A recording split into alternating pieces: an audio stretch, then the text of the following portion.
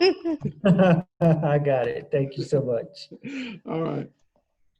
All right, we're going to go ahead and start. Hello, everyone. I thank everybody for joining us this evening for our community conversation on education, not incarceration, where we're talking about the school to prison pipeline. And I want to thank everybody for supporting these community discussions and just remind you that feel free to join us every Wednesday. Next week, we'll be talking about food insecurity. And this week, again, we're talking about the school to prison pipeline. I'm not going to hold up the program too long with the introductions. I do want to let you know we have a wonderful group of panelists. And first up will be Dr. Otis Johnson, and I'm going to give everyone a chance to explain their role and their impact and perspective on the school to prison pipeline. Second, we have Dr. Mead. She's with us, and again, we'll allow each panelist describe their work. And we have Ms. Muhammad, she's here, and wealth of knowledge, as well as Mr. Thomas from the My Brother's Keeper here in Charlotte. Young lady from Westchester University, she may get here as soon as she gets off work. So that's kind of why she's near the end. And Rika Wilkins, she could not be here, but what I'm going to do is she sent a document about gender norms and stereotypes and how gender norms lead to abuses into the school to prison pipeline. So with that being said, I do not want to hold up the program. I'm going to start off with Dr. Otis. Thank you. Johnson. Well, thank you so much for the invitation and the introduction.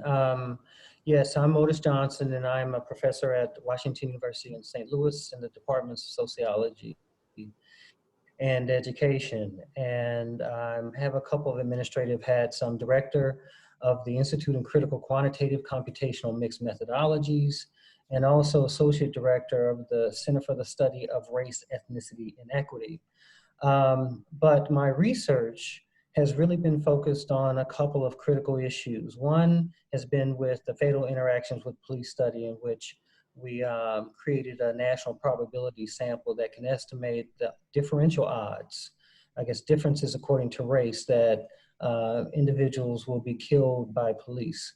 And then also I'm the principal investigator of the Social Control in Schools Lab, which is really trying to provide evidence that will help the nation reroute kids from the school to prison pipeline to the STEM pipeline. And it's just a few things that I want to share with you that I think would be, fundamental to the conversation that we're about to have. So I'm actually happy to have this opportunity to go first. First, I want to say that we need to dispel the myth that somehow increases in school to prison pipeline rates or suspension rates or any of those other indicators of the school to prison pipeline have to do with behavior. The fact is that yearly high school suspension and expulsion rates have risen about 40% since 1970 to about 2015. Employment of police by schools has risen about 16% over that same period. Public schools' use of security cameras increased 19%, and from 19% in about year 2000 to 81% by 2016. So we have been ratcheting up surveillance, sanctions, and penalties for kids, while at the same time, school victimization rates have declined. School homicide rates, as measured by the CDC, have declined over that same time period, and also teacher reports of threats from students has also declined and been experiencing a 2-decade-long decline. So we are increasing and turning these schools into more like prisons, even though the behavior is not matching or at least indicating that we should do so.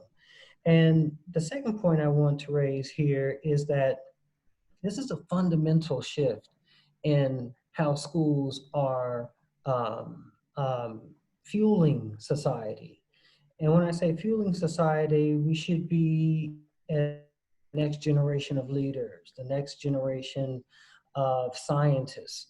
But instead, we're finding that schools are, for far too many people who are incarcerated, actually the first time at which they become in contact with the criminal or juvenile justice system. So we can take San Bernardino, for example. Between 2005 and 2014, law enforcement within that city arrested about 7,000 minors on the street. But they arrested over 30,000 within the school system during that time. So we're seeing here that schools are really serving as that conduit to incarceration. The next thing that I bring up is that there's a racial and intersectional dimension to this, right? It's not just all kids that fall into this problem. Black students were about 15% of all public school students in 2015, 2016.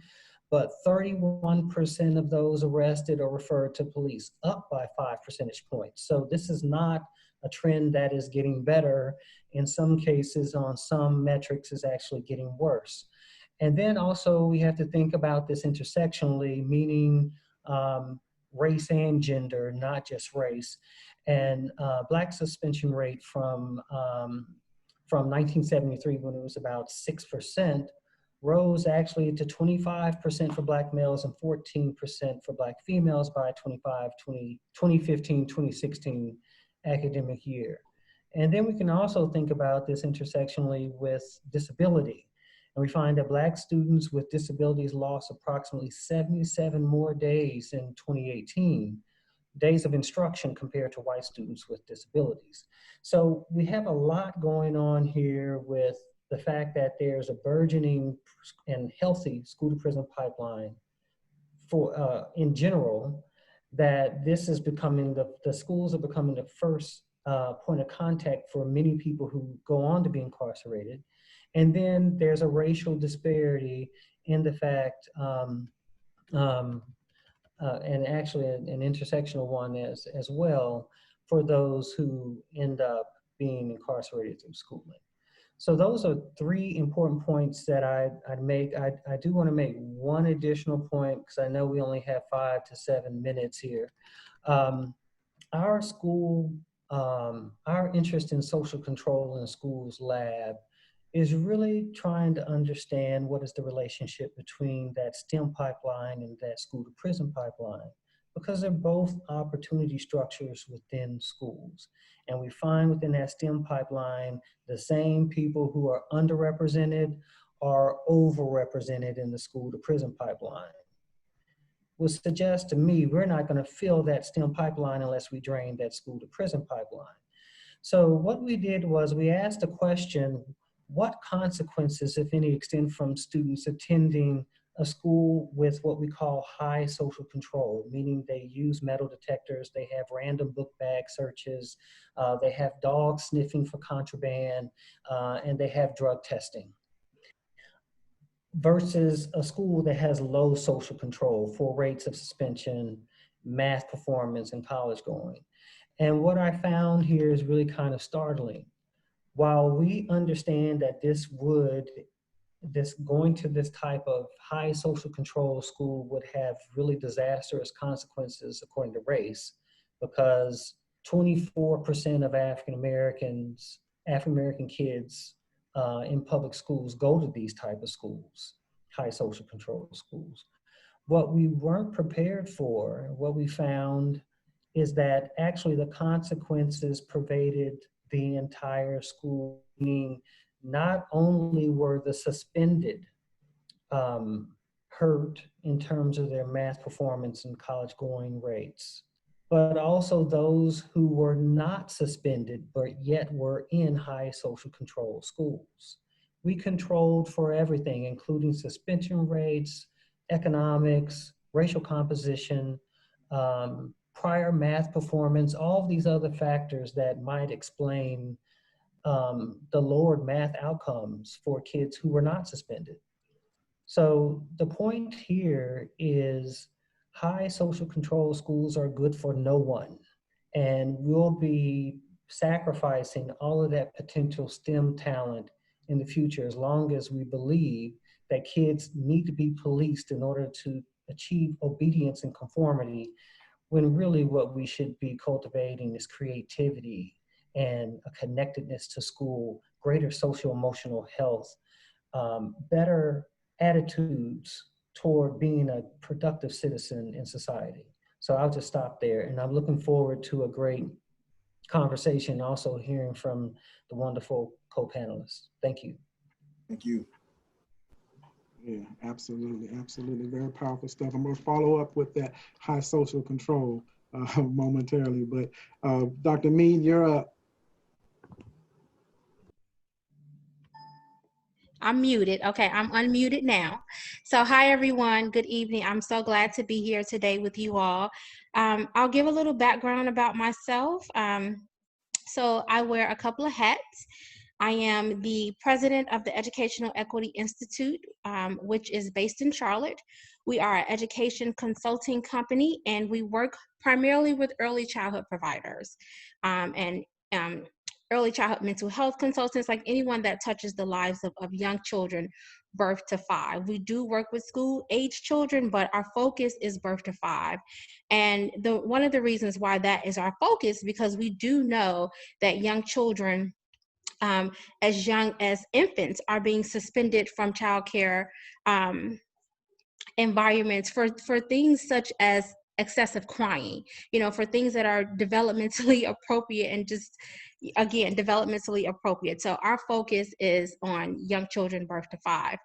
The other hats that I wear, I am the clinical instructor for the Birth to Kindergarten program at Georgia Southern University in Savannah. So that's where I am now.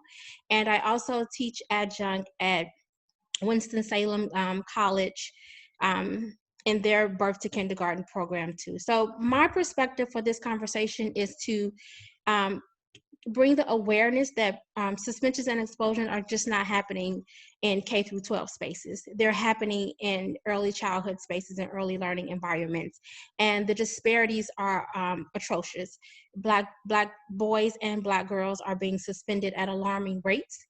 There was a study done by Walter Gilliam, who is a professor at I think it's Yale, and he did a seminal study back in 2016 where he looked at suspensions and expulsion, and what he found was that implicit bias plays a significant role in suspensions and expulsions with gender and race. So, co-signing on what Dr. Johnson, mentioned. And Black children make up 18% of the preschool enrollment population, but represent 48% of suspensions more than once. And so if we think about early childhood and how early childhood was designed, it was designed to be a protective factor to support the social, emotional, and academic success of young children. And what we are finding is that we are ushering young Black children out of the very environments that are designed to support them. And then we penalize them when they are not conforming to these European-centric, white supremacy ideals of what education should look like, how children should behave, those types of things. And so we, from my perspective, what I'm really focused on is systems change work, but systems change work as it relates to higher education. So really envisioning how do we revamp teacher education programs. That was what my dissertation was about. How does teachers perceive their preparedness to work with racially and ethnically diverse children? And we cannot expect teachers to be culturally competent when they don't know anything about the history of Black children or any other children of color. And so, we really have to think about how do we re-envision teacher education programs that we are not upholding false narratives of white supremacy. And I'll turn it over. That's good. Yeah, those false narratives will get you, won't they? All right, Ms. Muhammad. All right. right. Thank you so much, Mr. Brinson, for inviting me to be a part of this very important discussion. My name is Sharon Muhammad, and I am an licensed clinical addiction specialist, clinical supervisor here in the state of North Carolina. I'm a SUD program manager with Family First Community Services here in the city of Charlotte. I also have a private practice where I see clients who are in need of addiction counseling and family therapy. We do work with the Mecklenburg County Drug Recovery Corps. We work with adolescents as well as adults. My professional experience stems back to 1987, where I began working in the clinical division of the Ohio Department of Youth Services, where I was an institutional social worker for males aged 12 to 21.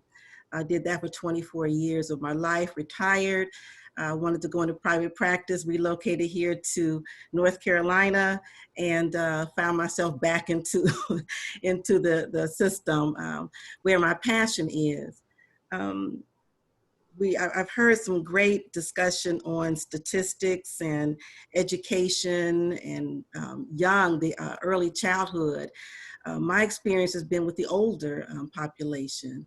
And what we've seen is the system is overpopulated with, in particular, Black males.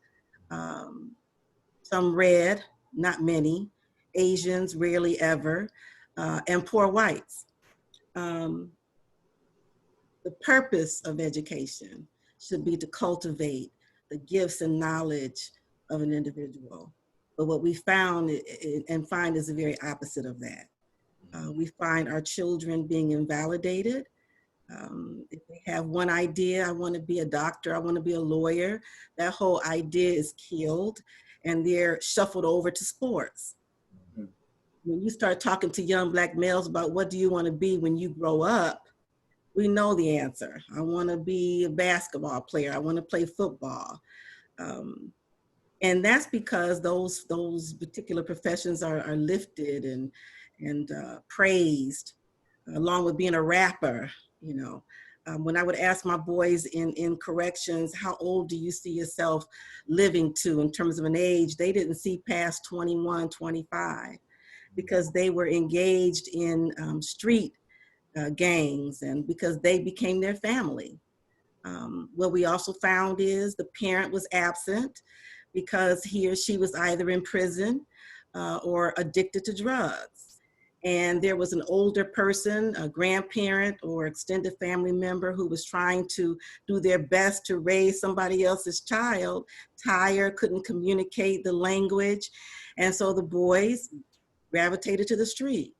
They had to survive. So they got involved in selling drugs, which is similar to corporate America in the hood. And that's where they made their money. And if that's where I make my money, $200, $300, $400 a day, you're gonna tell me I gotta go work at McDonald's and make that in a month? And so we were losing our boys. They were graduating from juvenile system to the adult system. And then they look now at wearing a band as some kind of a rite of passage. To sag their pants is some kind of a rite of passage, and they have no understanding of what that really is. So educating them about their history, who they are, their beauty, their value, looking at the whole family. Family is broken up, broken down, the father is missing, the absent father. When we would talk about surviving the absent father, we would find so much anger in the boys because they were only going by what maybe mama told them about daddy. They didn't understand that there are three sides to every story: his, hers, and the truth in the middle. And so we found some reunification with father and son just by reaching out and fathers finding out where their boys were and wanting to discuss with them and talk with them.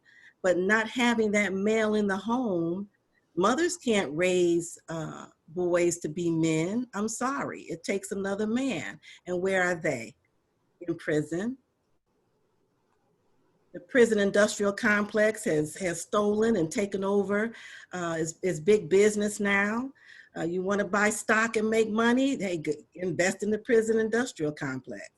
That's what is being driven. And a lot of people don't even know that. And we talk about school to prison pipeline.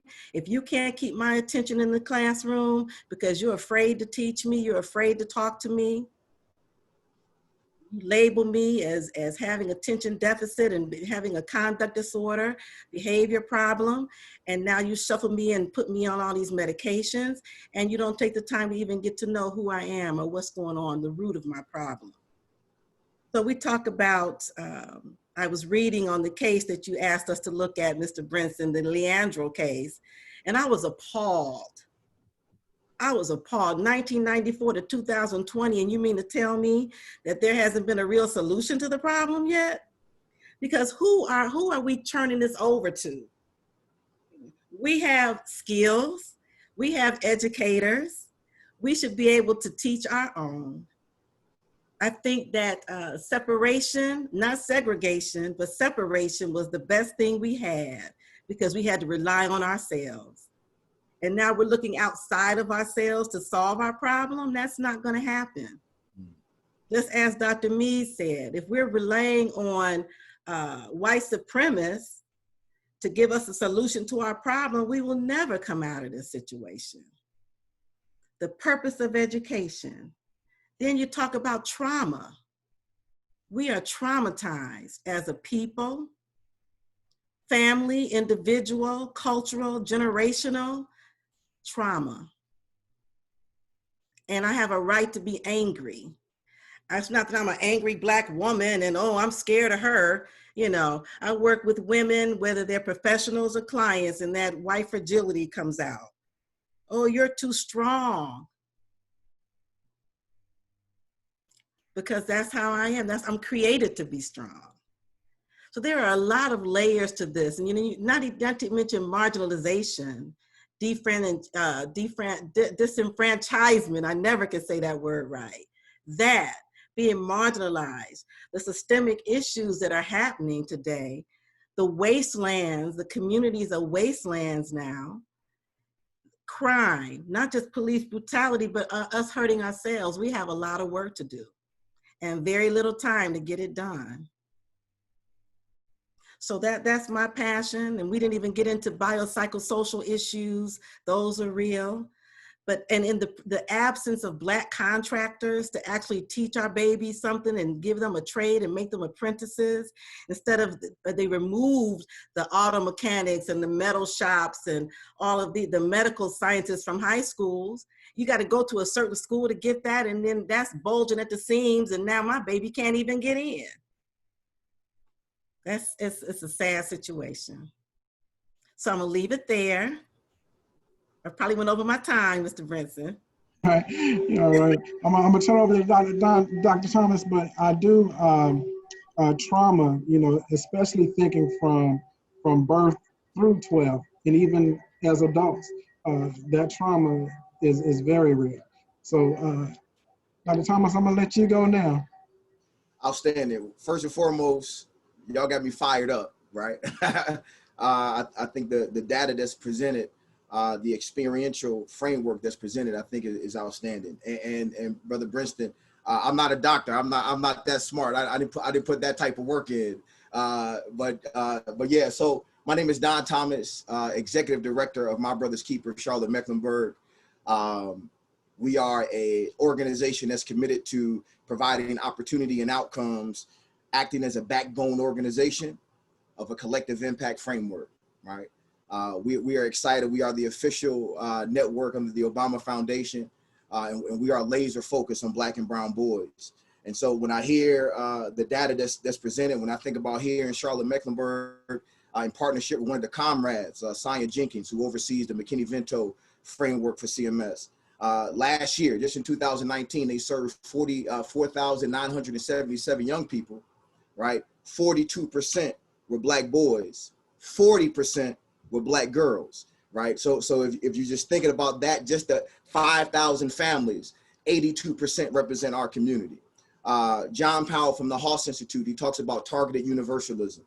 He says that there's no such thing as a universal strategy, right? There are universal goals, but it's not a universal strategy. And so what My Brother's Keeper has situated itself as is a targeted strategy by which we're laser focused, because no matter what data point you look at, to Dr. Johnson's point regarding the intersectionality, you have to bring race into whatever you're talking about within the American context. And what you'll find is, no matter what data point you're looking at, our Black boys in particular, Black and brown boys in general, we're going to be at the bottom of the totem pole, right?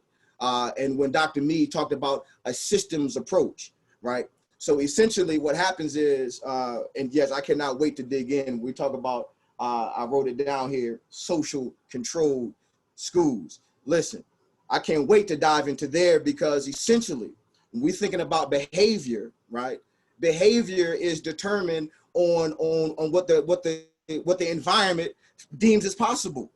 So whoever controls the environment essentially is going to control and define what's possible, and therefore the behaviors will stem from that. And so if we're not talking about how do we control the environment, how do we create those systems approaches? How do we shift the policies, the practices, the procedures, the budget line items to ensure that we can sustain and institutionalize transformative outcomes? Right. So this is, so man, I love it. So I did want to talk about two things. One, when we hear about what the brothers are, first of all, it's about making money. This is, we talk about the prison industrial complex, right? And so those that control the environment, those that are benefiting from the prison industrial complex, you better believe that they're going to invest in high socially controlled schools. They're going to ensure that that the money that they're putting into this system, that they're producing the type of product that's going to yield the type of revenue that they've been accustomed to.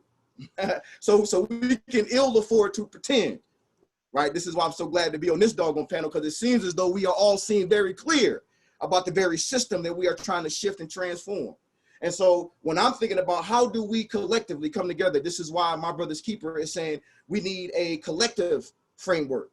What type of collective action can be put together to ensure we can have the type of collective impact that we're all hoping for, that we deserve, by the way, which is our young boys' birthright, by the way, to be humanized. By the way, let's not forget that it's our sons, that it's our daughters. Let's not forget that. Right? Let's not forget that their ancestors, those that were enslaved, right, dealing with the same type of issues. So what type of systems framework can we do collectively in order to yield those type of outcomes? And I think that for My Brother's Keeper, we've identified 5 system levers that we believe impact our Black and brown boys, their families, and their communities most intimately. That's the family system, the health system, the financial system, the legal or criminal justice system, right? And the education system. And so because of those levers, what we're saying is there's a grass top and a grassroots approach that has to happen, right? I'm not sure whatever, but there's some ancient text that says where there's no vision, the people perish, right? If we understand that, what type of collective vision are we creating for those that are at the grass top and those that are at the grassroots, that we can share the same worldview, so we can commit our intellectual capital, our social capital, our resources to ensuring we can create a framework, a strategy for the next generation that has generational implications, in fact, right? How are we going to do that in the now? Now, we've done that. We've also, to somebody's point around what happens with art, it may have been Dr. Johnson that mentioned, what about art? How can it be creative? What about agriculture?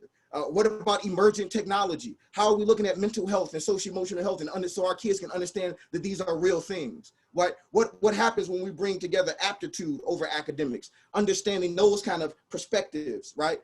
That's what we've done. And so by way of a pilot for the next 9 months to a year, what we're saying is we brought together 20 organizations through a collective action, collective impact framework. We've chosen about 6 different focus areas. We talked about culture, which we believe to be the most important, so our young men can understand who they are.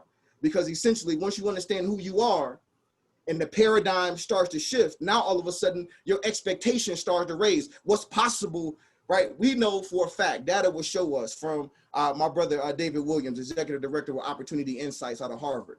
He talks about that if a Black boy who doesn't even have a father in the home, if he's just surrounded by positive Black men, essentially it has an epigenetic impact on that young man. His data begins to shift, and now he understands himself to see what's possible. So what we've said is, no, we're gonna put some black farmers in front of you, right? I'm gonna show you what's possible. We're gonna talk about the emerging technology. I'm gonna bring Paul Day in, this 6'5" brother who sits, so you can see yourself in emerging technology. So now when it's coming, you're not waiting and getting it on the tail end, you're actually in the forefront of it. Yeah, we're gonna expose you to that. We're gonna bring in the League of Intelligence with my brother Marifa Ukwele, and we're gonna talk about who you are, the cultural impact. What is your responsibility?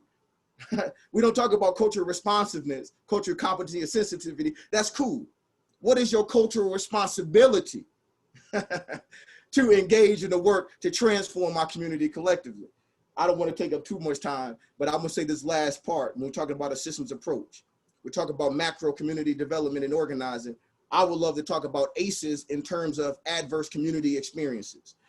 The reason that I talk about adverse community experiences, because if we talk about the adverse child experiences, sooner or later, those adverse individual experiences that these children are going through, it starts to add on to more children are dealing with similar adverse child experiences. So now what kind of systems approach, what kind of macro approach are we going to take to ensure that we can change the system that will be trauma informed in a way that can be ACEs oriented in a way that it can create its policies, its practices, and its procedures to ensure it can handle the type of child that comes from that particular environment. Yeah, peace and blessings, y'all. Y'all got me fired up. Peace and blessings. This is good. I wasn't going to stop you. I wasn't going to stop. Dr. Johnson, I do want to kind of talk about, because, you know, you start off and you mentioned the high social control. And so how do we change the tide when it comes to the social control? That's a good question. You know, some of it is going to require us being deliberate about some of the things that Don Thomas just mentioned.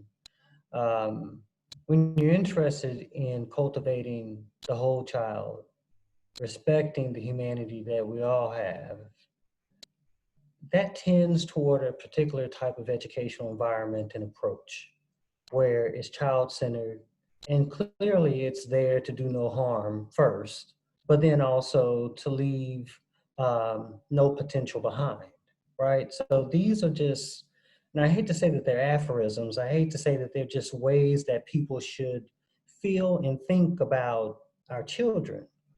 But clearly that type of impulse, it leads to certain types of policies. So trauma-informed approaches, for instance, is one of those.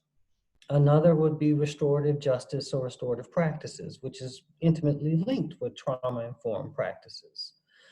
But more importantly, it also suggests that we believe what we hear about all children being able to learn and that all of them are worth all that we can give.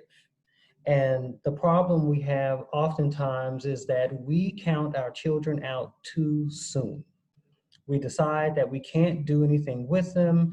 And unfortunately, as Dr. Mead mentioned earlier, it happened so soon. It's happening in preschool to the point where we're talking about second chances within elementary school, right?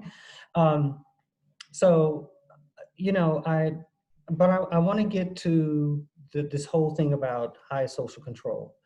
High social control oftentimes comes about when people believe that punitive approaches and heavy-handedness is the way to bring about change and results. It's kind of like the Joe Clark, is it Stand By Me? Where, you know, carrying a bat down the hallway was the image of school reform. And it just brought in this era and actually aligned with these other things such as the war on communities and under the guise of drugs and school safety and all these types of things. Really they're policy ruses, but nonetheless, they ended up, I want to say, co-opting us all, even the Congressional Black Caucus, which voted for a lot of this craziness that we call zero tolerance. So unfortunately, that punitive ideology is still alive and well in our schools. And it basically says that the type of behavior we see there isn't normative child and adolescent behavior, when in fact it is. What's not normative is adult responses to those behaviors. And it's that which we need to recognize and definitely affect not only in policy, but also in a communal level. Thank you. Dr. Mead, when we talk about preschool,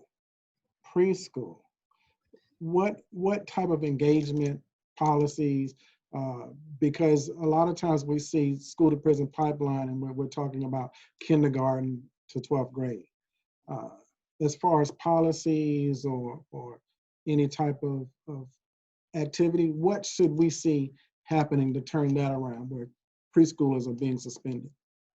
So I think one of the things that we have to acknowledge is that our early childhood systems are still operating in the larger education space, and they're operating with these what I like to call these false narratives of white supremacy. And so I jotted down some notes in my phone so I wouldn't forget to talk about. But the things that we need to address is structural and institutional racism in education. And so again, when we think about early learning standards, who created those early learning standards? When we think about measuring achievement for young children and assessments, who created those assessments? They were not created by families of color and children of color. They were created by, and primarily white women, because white women are, they dominate the early childhood space, the education space, particularly teachers. And so we have to look at those types of things when we're talking about dismantling or re-envisioning a new system. We also have to look at the cultural deficit lens that teachers in school districts pathologize Black children and families. This idea of blaming the victim, like Black children and other children of color do not want to learn or are unwilling to learn. That's not the truth. We have to look at things like implicit racial bias. There has been a plethora of studies that showed teachers' perception of Black children and their families, and those perceptions influence how they interact with children and families, and operating from a deficit model. This lack of training in teacher education programs and programs that I teach in, and culturally responsive pedagogy. We train teachers to in the practice and theoretical foundations. If we look at the theorists that we often refer to in education, we look at people like Freud and Erik Erikson, and not to say that those theories are not valid, but they are not reflective of the children that are in those programs. And a lack of culturally responsive family engagement. Again, having these false narratives of what family engagement looks like from a European-centric worldview. And what we also need to do, we talk about, changing systems, is to centralize the story of people of color. Again, like I said earlier, how can you expect teachers to build positive racial identity development with young children when they don't know their history, when they don't know their culture? And what happens is this whitewashing or omission of, the true history of, Black children. And so again, like Ms. Sharon said, children are being invalidated, they're being traumatized, in school. And if we think about early childhood education, that is the space where we are trying to build the social emotional development of young children. And when we are ushering young children out of the very environments that are designed to support them, what messages are we sending them about their worth at such a young age? It's criminal, that this is the space that we are sending our young children to be invalidated on a constant basis. And not only do they know that, but the other children know that too, because they know who the bad kids are, right? So we really have to think about how do we envision a new system, not the one that we have. Forget the one that we have, because the one that we have wasn't designed for us to begin with. So how do we re-envision a new system a system that is inclusive of all of our babies from birth all the way to college, because they don't stop being our babies just once they go, into the K through 12. They continue to be our babies when they are in college. So how do we envision a system that's inclusive? How do we envision a system that prioritizes the stories of people of color, their experiences? How do we create schools that are healing spaces for young children and families and the communities in which they live? So for me, I want folks to know that it's not just starting in kindergarten, it's happening in preschool. And that gives us a prime opportunity to create this paradigm shift. But we also have to be really intentional about the systems that we are trying to work in and reimagine a new system that's more inclusive. I kind of feel like, why are we using a corrupt system to try to fix what's corrupt? Right, let's just burn it down. Let's just burn it down and start all over. Ms. Muhammad, I kind of want to talk to you about, because just by the nature of your work, what are some of the cycles that you see as far as the trauma and the students or the young people that come to you?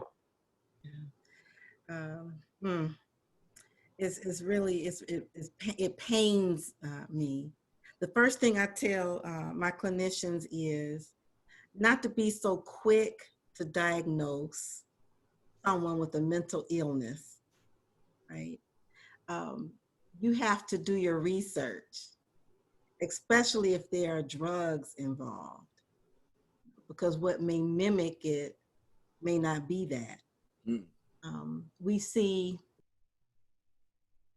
our young people, as I mentioned when I opened up, young boys in particular, but girls as well, getting pulled into the street, whether it's behavior that was, as Don mentioned, family, the Don system, or if my parent is missing and now I have to eat. So we see, I don't like the way I live. I don't like where I live. So I spend very little time at home. There's all kind of abuse, maybe sexual, because our girls are developing very early. And when I don't have anything to do, idle time, and there's no manhood training in the community, and I see this little girl growing up, I'm gonna take off on her as soon as she's developing, because the food that we're eating is bad. So you're talking about food deserts in the community. And our children are being impacted by all of this. The status quo, I have to dress a certain way and wear my hair a certain way. Now everybody got all these, what they call these eyelashes that look like giraffe eyes, that you can see 1,000 miles away, because the stripper now is the model for the young girls. And this is what we see. The boys want to be, these gangster rappers, and you got Future and other ones promoting being a drum major for drugs that they don't even use. I remember I'm jamming to the song going to work because I like the beat. It pumps me up. My daughter says, "Mommy, do you know what they're saying?" He's talking about Percocet. And I'm like, oh my God, But our babies, like Dr. Mead said, are listening to this, and that becomes their mantra. When I'm working with CMS students that are referred to us and they need education or prevention classes because they're using drugs at school, because they can get any drug they want at school.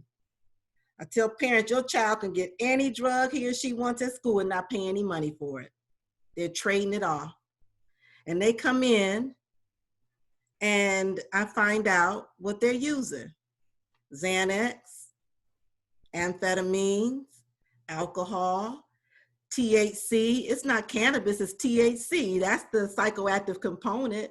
It's not the marijuana as such, it's that. And I tell them, you're smoking chemicals. So we see this cycle. I'm getting high because I think it's helping me manage my stress. And our children do have a degree of stress that they have to deal with on a day-to-day. whether it's at home, whether it's on the street, whether it's at school, or a combination of all of those, then it becomes a problem because now I'm training myself to get high, to deal with it. And my brain, when I tell them your brain isn't fully developed, they think, what do you mean? I have a brain. Yeah, you have a brain, but it's not neurologically connected soundly yet. So you can't even make a good decision at this point in time. This is what we see. The Latino gangs now are resurfacing, and now you've got street violence, people shooting and killing each other again. I just had a young boy who was asleep in his bed. He didn't want to be in the gang anymore. He told them, I'm not on that anymore. While he's asleep, they come and shoot up the house where he sleeps, and he's got 2 bullets in his head. You know, thankfully he didn't die. But how there's no value, you know, real value in life anymore. And so that's the cycle I see. And then parents aren't educated to the point they have poor parenting skills. Generationally, they weren't taught. Mama wasn't taught how to be a mother. She's in competition now with her daughter to get this man from down the street who's taking off on the daughter when she's not at home. And now you got babies having babies. I mean, 14, 13 years of age, girls pregnant. This is what we see. And so now you come into treatment because now you're forced to, because you're on probation. And now they've got this raise the age in the state of North Carolina. Where I'm from, you couldn't be charged as an adult at age 16. You had to be 21. And if you did get charged at age 16, there was a psychological evaluation done on you to say that now you can be charged as an adult and go through their prison system. You know, that's what we see, the cycle over and over and over again. A father gets out of prison. His son is in the program. Father gets in trouble. He goes back to prison. All this boy wanted was my daddy to come home. Daddy came home, started giving him some guidance, gets in trouble again because he can't make ends meet. He goes back to prison. Now daddy gets back out. Son is acting up. Man, I can't handle you. I can't deal with you. Mother's on drugs. Grandmother's stressed out. So where is he at? Over his girlfriend's house living. And there's no real supervision over there. You know, it's the vicious cycle that we have to break. And it requires us, those of us, like those of us on this panel and in our audience, to wrap our arms around without fear and do something. Just start talking to them. All they want you to do is talk to me. Don't be afraid of me.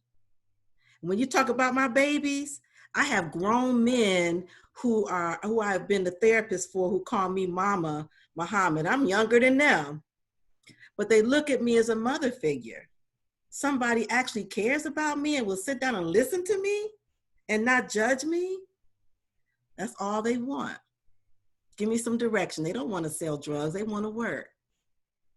But I didn't finish school, so I can't get a good job. It's quote unquote. I really believe in us taking care of our own, and not looking outside. We have the solution right here within ourselves. Black farmers, Don. Yep. That's it. Yeah. And Don, I want to give you a chance to respond to, you talked about normal behavior, the adult response to normal behavior. Mm-hmm. I just want you to follow up on that. Yeah. I know I was just quoting, I want to make sure that the people heard Dr. Johnson properly. Yeah. And they take that, like, we need to understand that the behavior that's happening with our young people is normal behavior. a temper tantrum that a young child is having is normal behavior. What's abnormal is the adult response to it. And then if we look at the data, you'll understand the racialized response to it. So yeah, that's all I was doing. I'm like I said, y'all got me fired up. That was what that comment was about. Just wanted to make sure I highlight that truth so the people in the audience don't miss that point. Yeah, don't miss that point, because sometimes the system, right? They will call you and say, your son up here, you need to come up here right now, and you need to understand that no, but that baby's behavior is normal. Why are you responding to his behavior like this, right? So peace and blessings. Want to talk. I just wanted to clear that up. But I did want to speak on a few things, if I could. Go ahead, Right? go ahead. If Go I ahead, could. go ahead. And so what we'll do is well, you go ahead and speak on that, and then we'll kind of give everybody a chance to close us out. Outstanding. I think that there were so many nuggets that was dropped, but I'll start going all the way back because I make sure I did it sequentially to make sure I can hit everybody's point. But Dr. Johnson, you mentioned this kind of punitive approach that's been taking course over time, and in a conversation, you know, one of the many conversations I've had with my father around the distinction between discipline and punishment. And because we have commingled that word, right? Because we have warped and perverted the definition of the word, that we talk about discipline and we thinking you talk about detentions, referrals, so on and so forth, when discipline is about mastery, is what my father would say. So if someone is a pianist, their discipline is the piano. That's their discipline. They have mastered a thing. And you would think that the education system would be committed to discipline. They would be committed so that every child that graduates and commences to the next grade, that they essentially would have mastered something. They would become masters of something. And so we have commingled that. And I think if we don't intentionally drive a wedge between those two words, if we don't intentionally and define those words, we will continue to see the school to prison pipeline, because you would think that you're disciplining that child. We see a child messing up, this, that, and the other. The first thing we say is that child needs some discipline. Yes, they do, right? You need to give them something that they can master, right? To make sure that that energy is being directed somewhere else. But discipline should not be connoted with punishment. No, they don't need that, right? Just like the white boy who doing meth and popping pills, so on and so, just like he needs therapy, we need to take a therapeutic approach.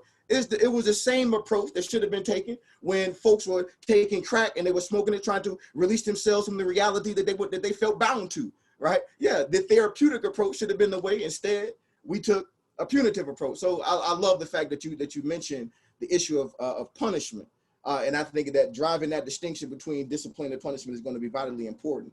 I also think it's important too her name is Dr. Karen Pittman. She said this. She said, every young person's potential is visible when environments are designed to reveal them. So we get back to what type of environment are we going to create to ensure that every child can thrive?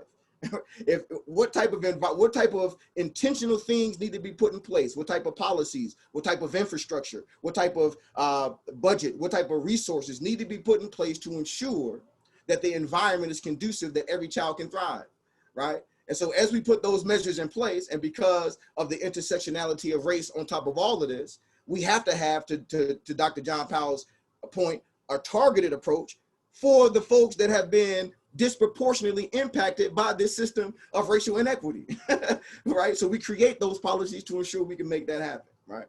I also want to talk to this. There was talk around, there was a comment that talked about what type of things can be put in place, right? No, this is Mother Muhammad, you mentioned this, around being short-term responsive and long-term strategic.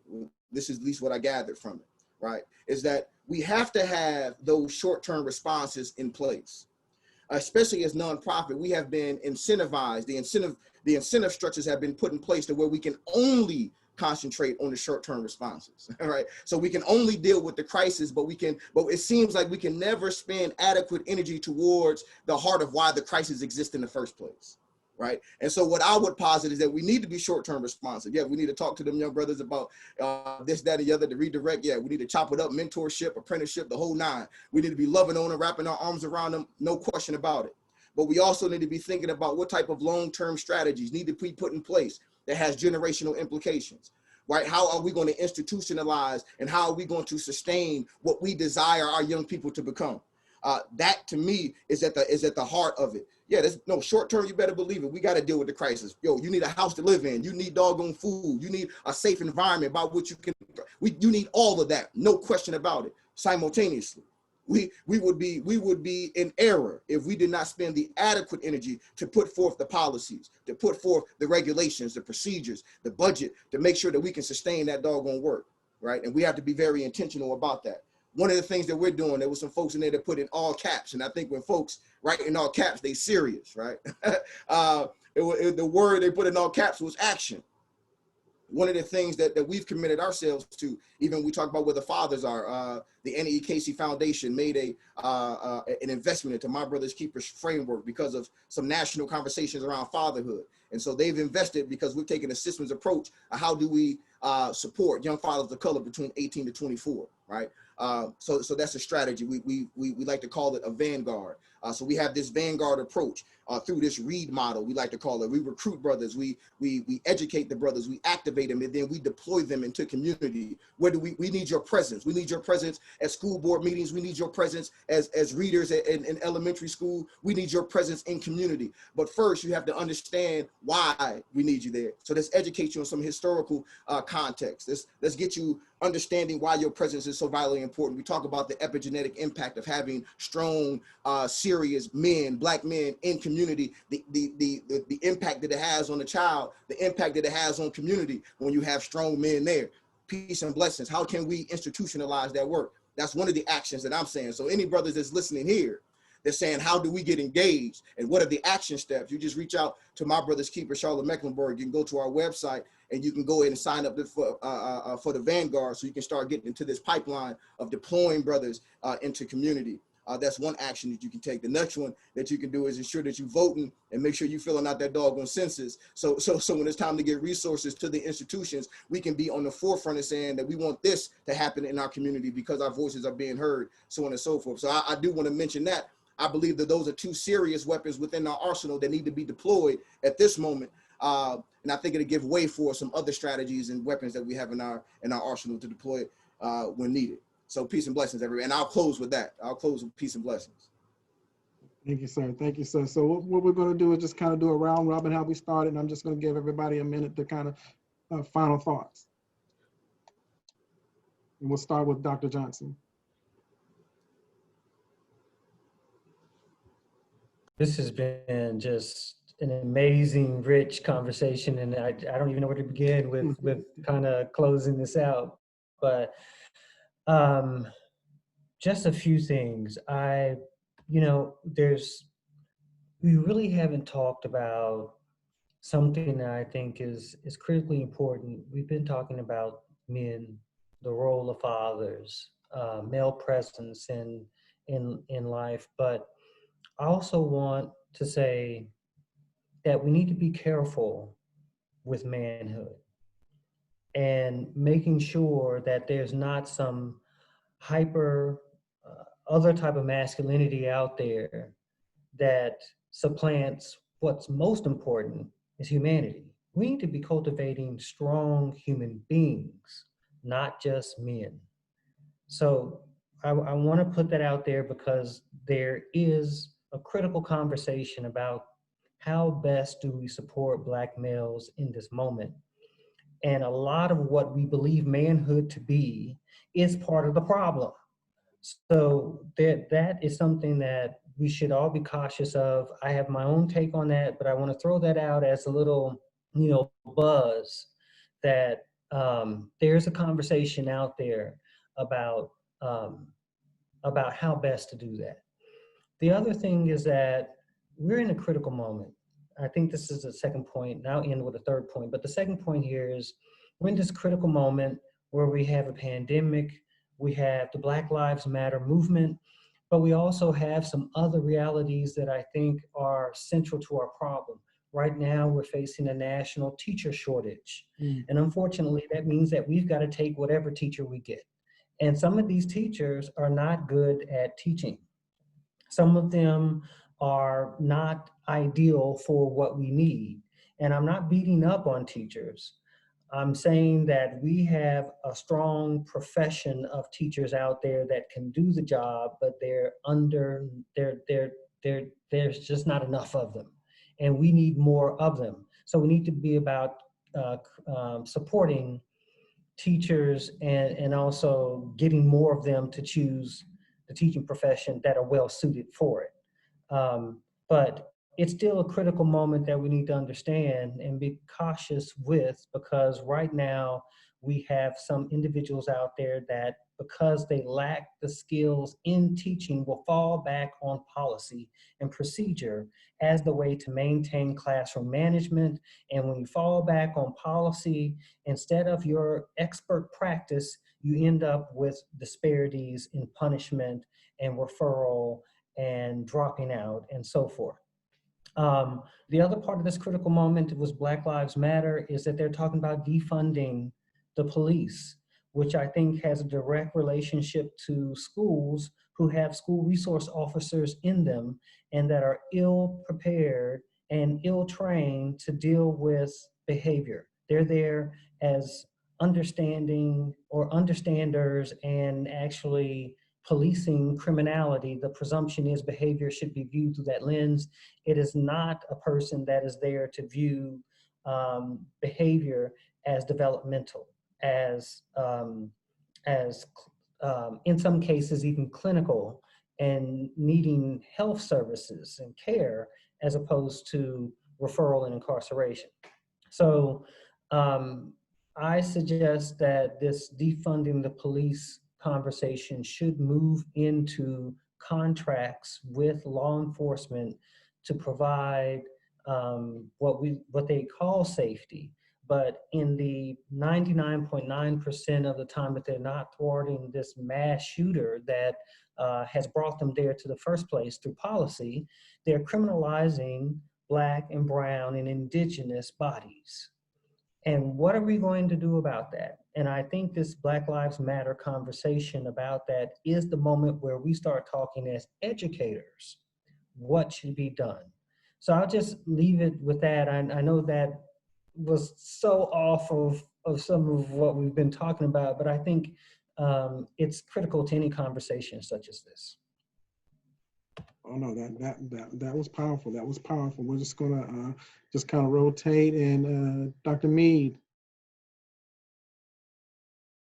I was muted again. Okay, so I just wanted to say really quickly, as we talk about, racial equity and social justice, we have to talk about racial healing as a part of these conversations.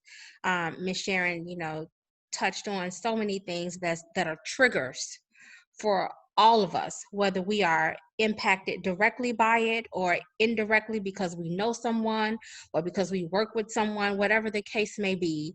We have to have conversations about racial healing, because we as Black folks and other folks of color, perpetuate racial ideologies. I did a racial healing session, and one of the most powerful conversations that we talked about was colorism. And those are, colorism came out of, racism, but it's us who uphold that, who perpetuate that. Those ideas like team light skin and team dark skin, we do that to ourselves. So as we are talking about, dismantling, systems and coming up with, new systems, again, trying to be more inclusive, a part of that conversation is racial healing, because we intentionally and unintentionally pass down racial trauma. And so that also has to be a focus of the conversations that we're having out in there. Absolutely. Ms. Sharon. Yes, in my own family. Mm-hmm.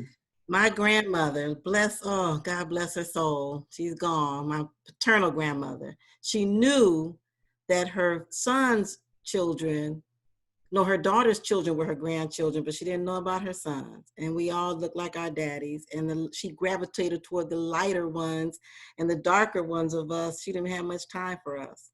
That's sad. In our own families, we have that Willie Lynch syndrome. But I just want to say, I was reading some of the comments from the attendees and the panelists, and I just really appreciate them. And we really have to have a part two, Mr. Brinson, because it's too much and there's too many questions that the people want to know answers to. But I would just say, pooling our resources, and trust is a big issue that we have, but we have to do that. We got to rely on ourselves. We have the skill set in our own people. Doctors, lawyers, bankers, educators, therapists, we have it all. Teachers, to do what needs to be done.